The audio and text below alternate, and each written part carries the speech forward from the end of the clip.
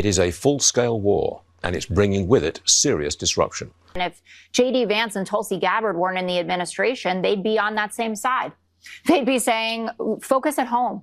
America first is about what's going on here. I mean, Tulsi Gabbard basically left the Democratic Party because of this, saying that Hillary Clinton was going to get us into these useless wars. We heard that in 2024 in the election, too, that Donald Trump is the peace president and Kamala Harris is the one who's going to take us down these routes. She even called it properly. She talked about, what he was going to do to the economy and that he was going to take us into war with Iran. It has never been more apparent that MAGA is turning on Trump and, well, he's losing it, especially when Fox News are airing the dissatisfaction with Trump over his illegal war in Iran. Many feel that Trump's military campaign against Iran was supposed to rally his base, or as anyone not chugging snake oil could see, offer the perfect distraction.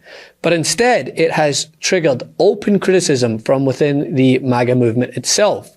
He said to the New York Post today that he doesn't care about the polling. He doesn't care about what the American people think, and he may put troops on the ground. He took this is going to be a few-day war, to now it's going to be maybe 4 weeks or more.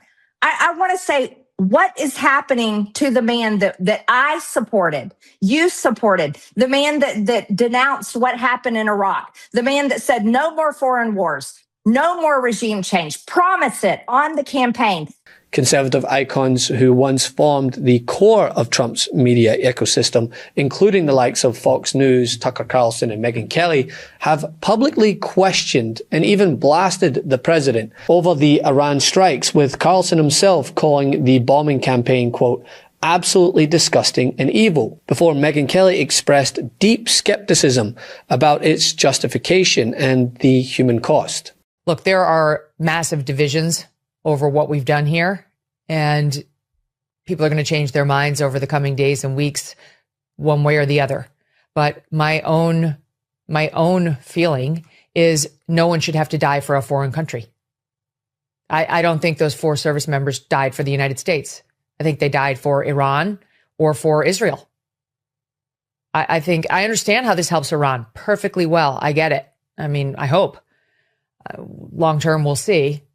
But they seem rather jubilant. 80% of the country does not support the Ayatollah. He was a terrible, terrible man. No one's crying that he's dead. No normal person.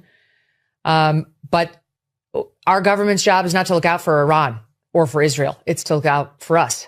And this feels very much to me like it is clearly Israel's war.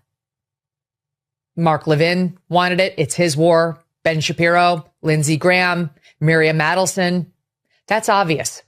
They're the ones who've been pushing us into this. But I want to direct you to this clip. When the topic was brought up on Fox News The 5, just listen to how this conflict was discussed.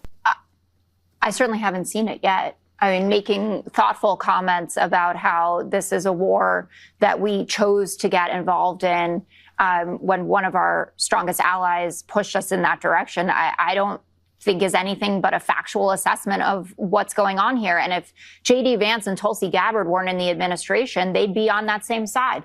They'd be saying, focus at home.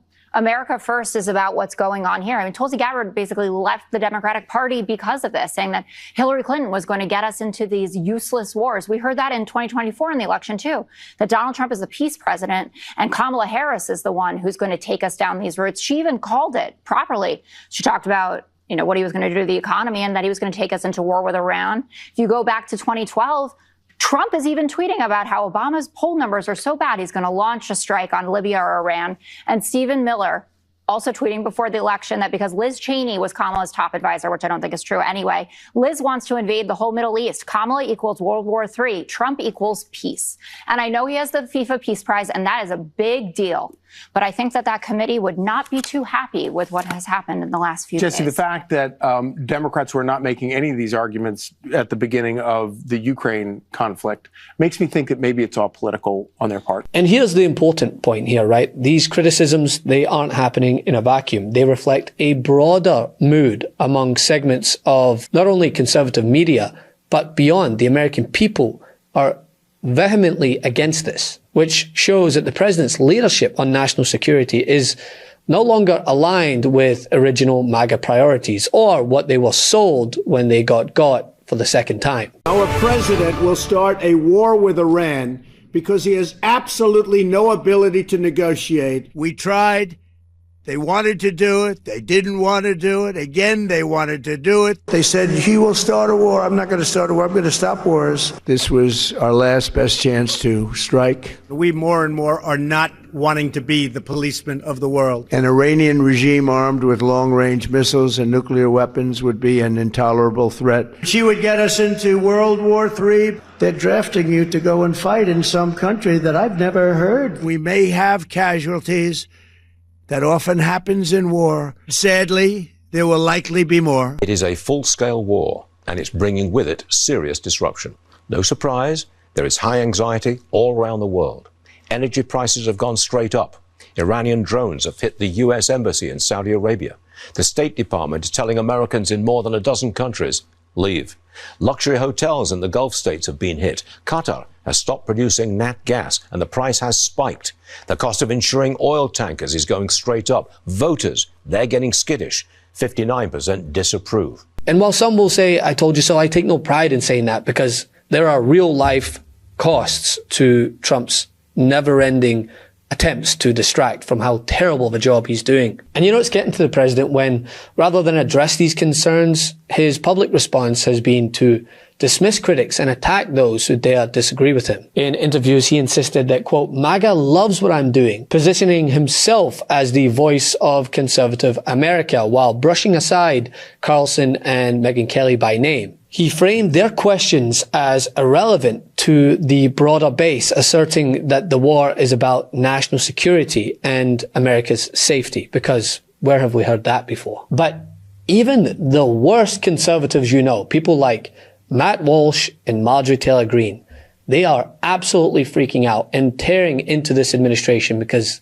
even they can see what this is. And Trump has not provided a coherent, consistent public rationale for the Iran strikes. And administration officials have shifted explanations from nuclear threats, well, I thought that was obliterated, so that doesn't add up, to ballistic missiles, to then biblical theology to justify this war. None of us here heard about Iran having missile technology that was that advanced, being able to range the United States, or being close to obtaining a nuclear weapon. I mean, the last thing we heard from the president on the nuclear weapon before, this war, as he calls it, was the Iranian nuclear program was obliterated. That means completely eliminated, gone for good. That's what obliterated means. And then on Saturday, this administration started a war on that basis, inconsistent with the document that I think you're responsible for. And now, at least 6 U.S. service members have paid the ultimate price based on this notion that Iran posed an imminent threat to the United States, to the homeland, and to our military.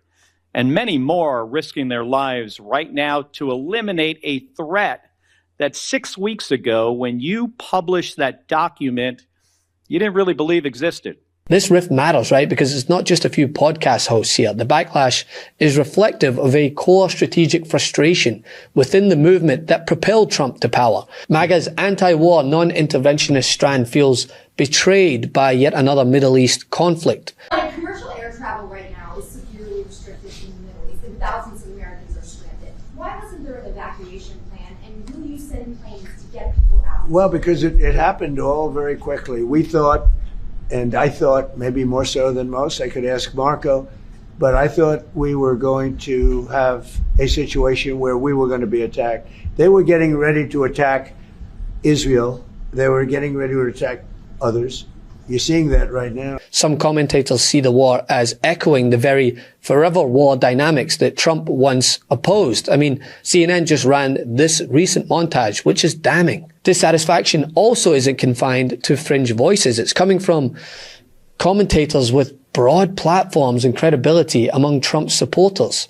And it's showing up in polling. National surveys have found public support for the Iran strikes deeply negative, around 27% in some polls, with opposition cutting sharply into Republican voter sentiment as well. All of which means it isn't just media dissent. It's evidence of eroding base enthusiasm at a politically crucial moment, right, during a midterm year. Well, the real justification for this, please stand up, Because one moment it's regime change, another moment it's some undefined, unverifiable imminent threat. Another moment it's somebody else who's going to start this war, so we need to start it before they do.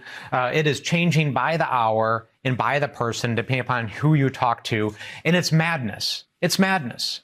We now have multiple countries being hit. This is spreading throughout the region. Gas prices are up. The stock market is plunging. American service members are being killed. We have 50,000 servicemen and women from the United States in this region who are sitting in bunkers, being bombarded with drones and missiles.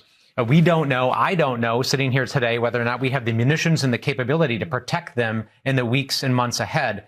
It is madness, which is exactly why Donald Trump is unfit to be in this position to do this, right? He is trying to project power